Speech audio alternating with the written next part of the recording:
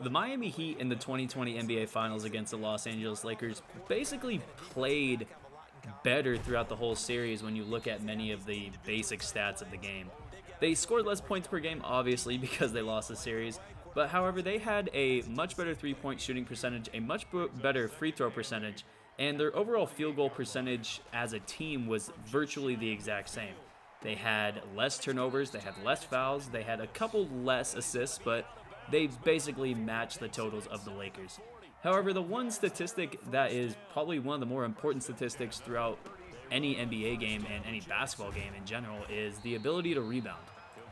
The Miami Heat were out-rebounded by the Los Angeles Lakers by about 70 rebounds, and that includes 70 offensive rebounds that they gave up over the course of the six-game series, which is about 10 to 11 offensive rebounds a game that they led up to the Lakers.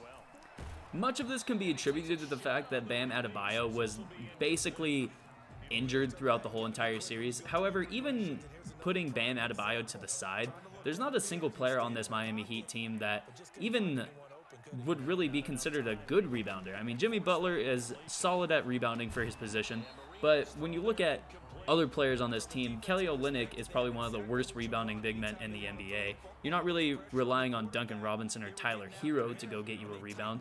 Goran Dragic is a tough player, but when he came back, he again was injured the whole series, and even then is not really a rebounding guard. So there's really nobody on this team that you could look around at compared to what the Lakers had with guys like Dwight Howard, off the bench Dwight Howard. They had Anthony Davis, LeBron James, Rajon Rondo is a very good rebounder in general. So rebounding was the obvious factor in this NBA Finals, and it led to many second chance points for the Lakers, and it led to many possessions being taken away from the Miami Heat, leading to less points for them able to generate on the offensive side of the ball. This is why when I hear rumors about the Miami Heat possibly being players for big-name free agents or trade targets like Giannis, like Kawhi Leonard, Paul George, Victor Oladipo, guys like that, it somewhat confuses me because, I mean, much less for Giannis because he can rebound very well for, the way he plays. But guys like, I don't understand how guys like Kawhi or Paul George or Victor Oladipo would fix this rebounding issue. And if anything, adding guys like that is going to take away from what made this Miami team was great at, and that was sharing the ball, being able to find the hot hand, and being able to move the defense around and pinpoint where the defense was weakest at. They didn't really, other than down the stretch when Jimmy Butler was taking the big shots, there really wasn't times, especially during the finals, where they were just giving the ball to one guy the whole entire game and telling him to go score. They were relying on many key players throughout the whole series and really throughout the whole season. And by looking at the thumbnail that is for this video, you already know that the guy that I think the Heat should target in the offseason is Andre Drummond. And I understand that he's probably not the sexiest name in free agency or in, trade markets, but that could be an advantage to the Heat as well, because it's not like, the Cleveland Cavaliers are strapped, their future depends on Andre Drummond. However, Andre Drummond is by far the best rebounding player to have entered the league, maybe in the past 10 to 15 years. He's led the league in rebounding, I think, 6 of the 7 past seasons, and if you look at the current active players, there are only 6 guys in the NBA who have more rebounds than Andre Drummond. However, all of those guys are 5 to 10 years older than Drummond and currently towards the end of their run in terms of being, reliable players. Guys like DeAndre Jordan, Pau Gasol, Tyson Chandler, some of these guys didn't even play really last year. So Andre Drummond is by far the best active rebounder. He's by far the best rebounder that the Heat would have in general. If you look at last year's totals, Andre Drummond had 12 games in which he had 20 or more rebounds. In the whole career of every player that's on the Miami Heat roster, they've only had one player with one 20-point or 20 rebound game in their whole career, and that's Bam Adebayo in 2018.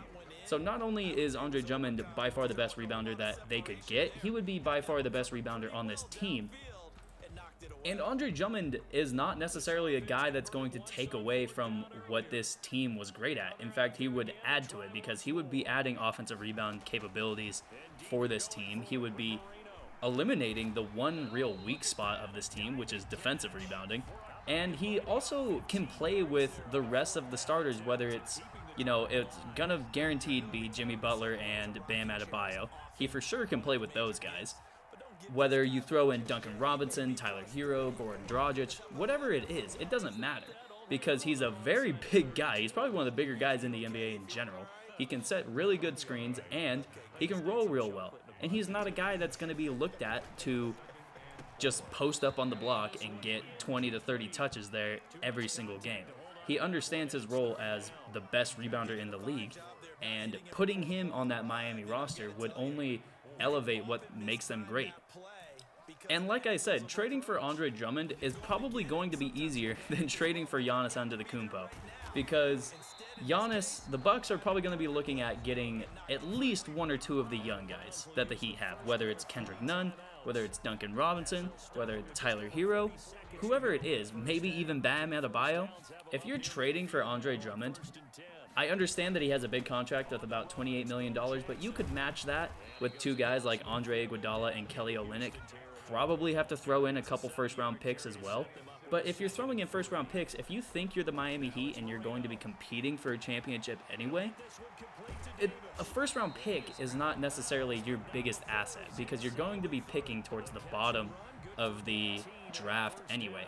So it's not necessarily a be-all, end-all to have those draft picks when next season is over. I think one of the great things about possibly trading for Andre Drummond is that he only has 1 year left on his contract, whereas Giannis, if you're trading for Giannis, you're trading for a guy that no matter what, you're going to be giving a max contract. Compare that to Andre Drummond. If he doesn't, if they don't win a championship with Andre Drummond this year, they can let him walk, and they're not going to be trading much to get Drummond. Like I said, they're probably going to be trading someone like Andre Iguodala, who has 15 mil left on his contract, who is at the end of his line as a solid NBA veteran player. And you're probably giving up Kelly Olynyk, who had some flashes in the NBA Finals, but I wouldn't really be worried about trading Kelly Olynyk. Like I said, he's one of the worst rebounding big men in the NBA. So what you're giving up to get a guy like Andre Drummond compared to what you'd be giving up to get a guy like Giannis, and comparing the situations of where you can't really let Giannis walk in free agency because everyone's going to make fun of you.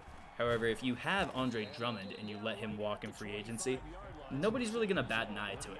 And it's not really going to be a move that's criticized or looked down upon by really anybody in the league, because comparing Andre Drummond and Giannis is not really something that you should do. In my opinion, this gives the Miami Heat the best possible chance to win a championship this year, because like I said, I don't think the Milwaukee Bucks are really into looking to trading for Giannis, or trading away Giannis, I should say. Like I said, it's going to take it might even take Tyler Hero, Bam Adebayo, and some first-round picks to pry Giannis away from Milwaukee. Whereas if you're trading for Andre Drummond, you might have to give up Tyler Hero, you might have to give up Kendrick Nunn, you might even have to give up Duncan Robinson. Maybe maybe another younger wing guy, like maybe KZ Okpala, maybe give up Chris Silva, maybe give up some draft picks. But you're not going to have to give up Bam Adebayo to get a 1 year rental in Andre Drummond. And it would be the best possible fit for a rental out of any team in the league, because their one main issue, Andre Drummond would fix at the drop of a hat. So with all that being said, that's going to be the video for me. I hope you all enjoyed it. If you did, make sure you leave a like. If you didn't like it, make sure you leave a dislike. Any feedback from you at this point is much appreciated. If you're a Miami Heat fan or NBA fan in general, let me know down in the comments what you think about this possible trade for the Miami Heat. Do you think it's good? Do you think it's bad? Let me know in the comments. If you're new around here, make sure you hit subscribe. I try to bring out as much content as possible, and I will see you all in the next video. Peace.